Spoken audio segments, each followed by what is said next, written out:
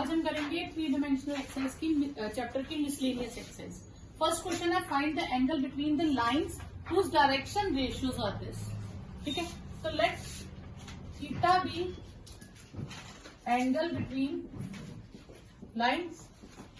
Cos theta का formula क्या हो जाएगा? Dot product of direction ratios a into b minus c, b into c minus a and c into a minus b upon उनका magnitude. तो ये आएगा a square plus B square plus C square into फिर इसका magnitude b minus C का whole square, c minus A का whole square plus a minus B का whole square. तो अब मैं इसे सॉल्व करूं तो ये आया A B minus A C, B C minus A B and C A minus C B upon root A square plus B square plus C square and B minus C whole square plus C minus A whole square plus A minus B whole square. तो अब यहाँ देखिए A B A C B C B सब cut गया, zero. जब दो angle जो है कॉस थीटा जीरो आएगा तो थीटा क्या हो जाएगा? 5/2। तो therefore lines are perpendicular to each other. Next है find the equation of line parallel to x-axis and passing through origin. अब आपको इक्वेशन ऑफ लाइन फाइंड करनी है। वो पासिस थ्रू ओरिजिन है और दूसरी उसमें क्या स्पेशलिटी है कि वो पैरेलल टू एक्स एक्सिस है। तो अगर मैं एक्स एक्सिस इसे ले लूं तो एक्स एक्सिस की डायरेक्शन रेशियोज क्या होती हैं? 1 0 0। ठीक है, अगर यही वाई एक्सिस होता तो 0 1 0 और z एक्सिस होता तो 0 0 1। ठीक है, तो डायरेक्शन रेशियोज क्या हो गई? 1 0 0। ये दोनों पैरेलल है तो डायरेक्शन रेशियो सेम हो जाएंगी। ठीक है, तो line A B is parallel to X axis. Direction ratios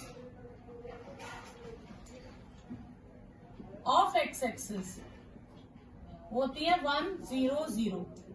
तो therefore direction ratios of A B भी क्या हो गई? 1 0 0। मुझे लाइन की इक्वेशन के लिए सिर्फ दो चीजें चाहिए होती हैं, एक पॉइंट और एक डायरेक्शन रेशियोज। पॉइंट उन्होंने हमें दे रखा है, डायरेक्शन रेशियोज भी मिल गई। तो equation of line A B क्या हो जाएगी?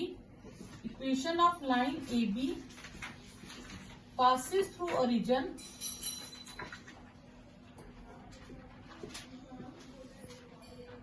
Zero zero zero having direction ratios 1 0 0।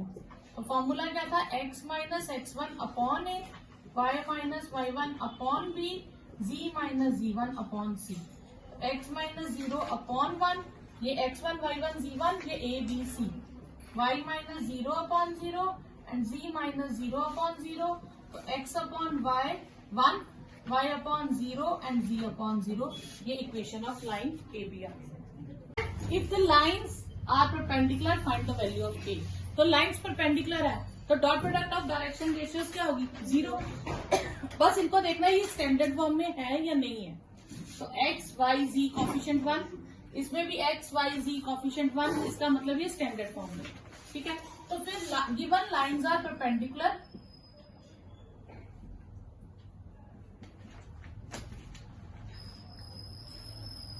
therefore a1 a2 plus b1 b2 plus c1 c2 must be 0. dot product of direction ratios तो -3 into 3k plus 2k into 1 plus 2 into -5 must be 0. -9k plus 2k minus 10 is 0. -7k is equal to 10। तो k की value आ गई -10/7। Find the shortest distance between the lines. तो हम करेंगे compare with first line with a1 vector plus lambda b1 and second line with a2 vector plus mu b2। तो a1 की value आपके पास आएगी 6i plus 2j plus 2k और b1 की value आ जाएगी i minus 2j plus 2k। a2 vector हो जाएगा -4i minus k और b2 वेक्टर हो जाएगा 3i minus 2j plus 2k। फिर हम वैल्यू किसकी निकालते हैं, A2 माइनस A1 की, minus 4i minus k minus 6i minus 2j minus 2k, ये आ जाएगा minus 10i minus 5j, sorry minus 10i minus 2j और माइनस 5k। फिर B1 क्रॉस B2 करेंगे, यहाँ 10 आएगा, i j k और B1 है 1 माइनस 2 2 3 माइनस 2 माइनस 2, तो i के साथ आ जाएगा 4 प्लस 4 और j के साथ हो जाएगा माइनस 2 माइनस 6 और k के साथ आएगा माइनस 2 प्लस 6। ठीक है, ये आ जाएगा 8i plus 8j plus 4k।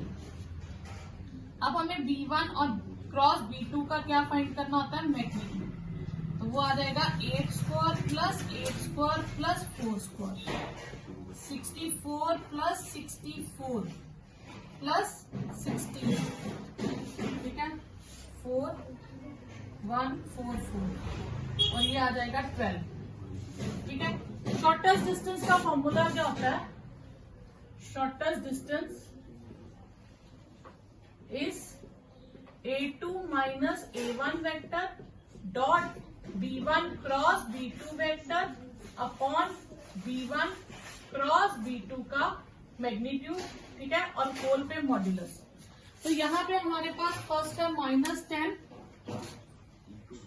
क्या आ जाएगा आपके पास minus 10i minus 2j minus 3k, इसकी डॉट प्रोडक्ट करनी है 8i 8j प्लस 4k से अपॉन 12, तो ये आ जाएगा minus 18 minus 16 minus 12 upon 12, 8 108 upon 12, तो minus 9।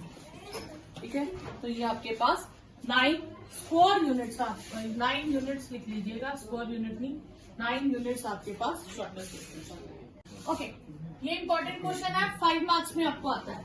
Find the vector equation of a line passes through point this. अब लाइन की इक्वेशन के लिए हमें दो ही चीजें चाहिए, एक पॉइंट और एक डायरेक्शन रेशियो। पॉइंट उसने दे दिया क्वेश्चन में, अब बचा क्या हमारा ढूंढना, direction ratio.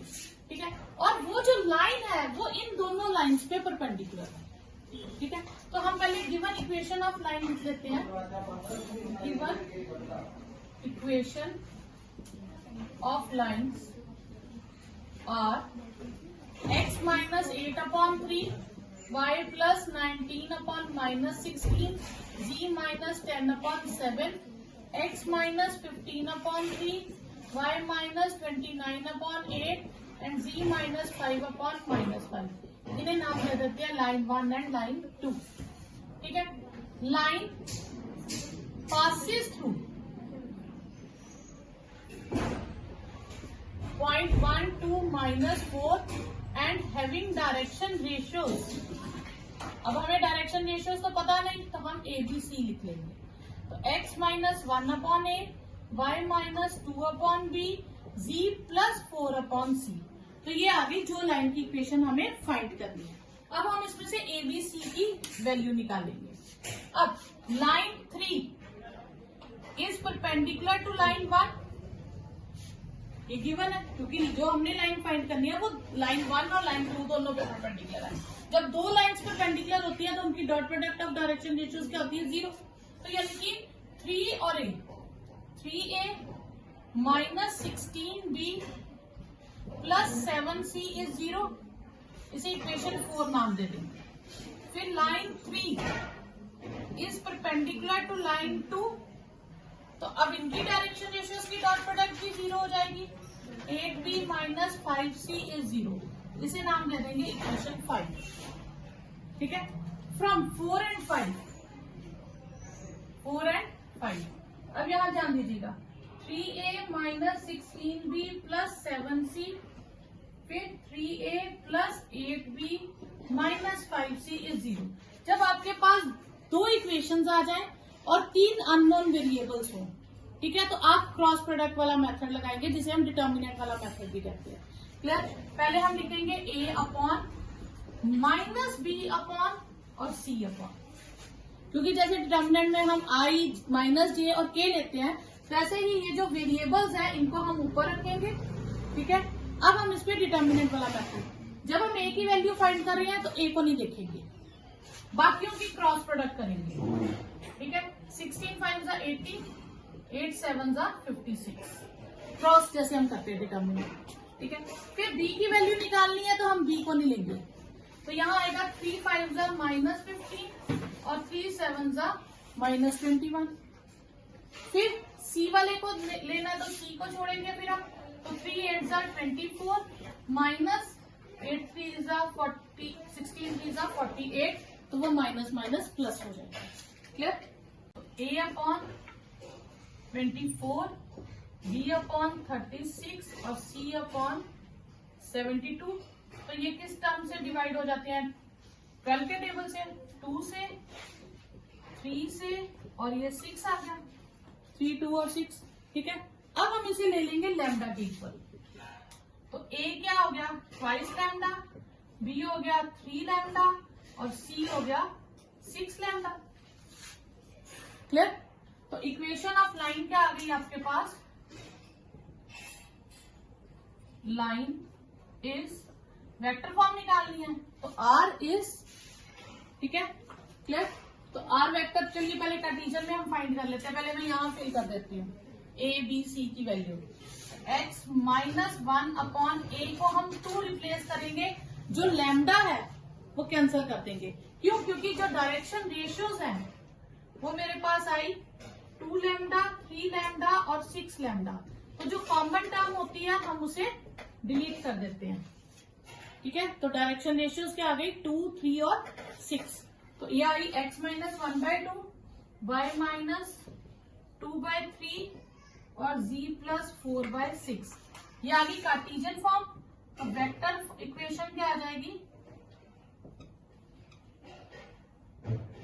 Are vector point है i +2j -4k plus lambda twice i 3j और 6k।